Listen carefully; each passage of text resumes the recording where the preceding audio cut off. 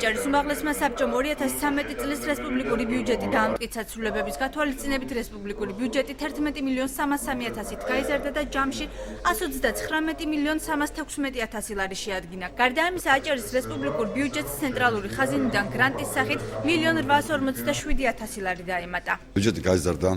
შემოსავლები 7 მილიონი გადა შემოსავლები, მივიღეთ გრანტები, სხვა შემოსავლები ჯამში გაიზარდა 11.300.000 ლარით. ჩვენ ვფიქრობთ ხალხზე პრიორიტეტები გვათვლილი ძალიან სწორად, სოფლის მეურნეობაზე მოქმედებს არა მარტო ეს რაც ჩვენ გავყოლთ ბიუჯეტიდან, არამედ არის გამოყოფილი მილიონიანი გრანტი. ბიუჯეტის გადანაწილებასთან დაკავშირებით შენიშვნები ჰქონდა უმცირესობის წევრებს, რომლებიც ფინანსურ დოკუმენტში წინა საარჩევნო დაპირებების ასახვას აჭარის ტელევიზიის ბიუჯეტის განსაზღვრას აგროსერვის ცენტრზე ხარჯების გადანაწილებას ეხებოდა.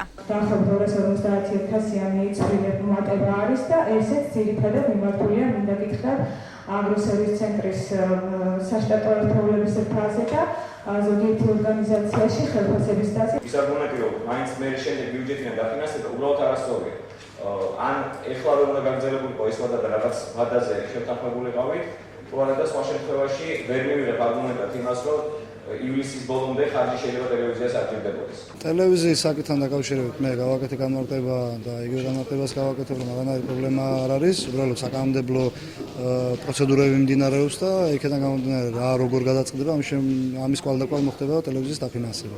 შენიშვნები იყო საქართველოს რეგიონული განვითარების სამინისტროს მიმართ რეგიონიდან წარდგენილი პროექტების დაფინანსებასთან დაკავშირებით. უმცირესობის ორმა წევრმა ბიუჯეტს მხარი არ დაუჭირა, სამმა კი თავი შეიკავა. საკრებულოს თავმჯდომარის გამოსვლით ძალიან ბევრი მნიშვნელოვანი პროექტი აქვს წარდგენილი.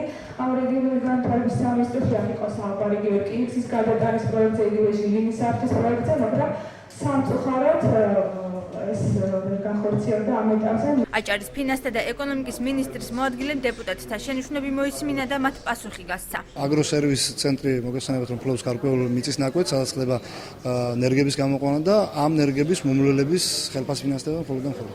ჩვენ წარმოადგენთ საკმაოდ მოცულობითი პროექტები, მიმდინარეობს კვლევა, როგორც აღნიშნე, ჭოროხის მდინარე ჭოროხზე ხიდის მშენებლობისათვის და შესაბამისად გაყვანისათვის წინასწარ კვლევა მოითხოვეს და ეს კვლევა მიმდინარეობს და ამის შემდგომ ყველაფერი დაფინანსდება. ბიუჯეტში გათვალისწინებულია ხულოში სოციალური სახლის მშენებლობისათვის 500.000 ლარის გამოყოფა.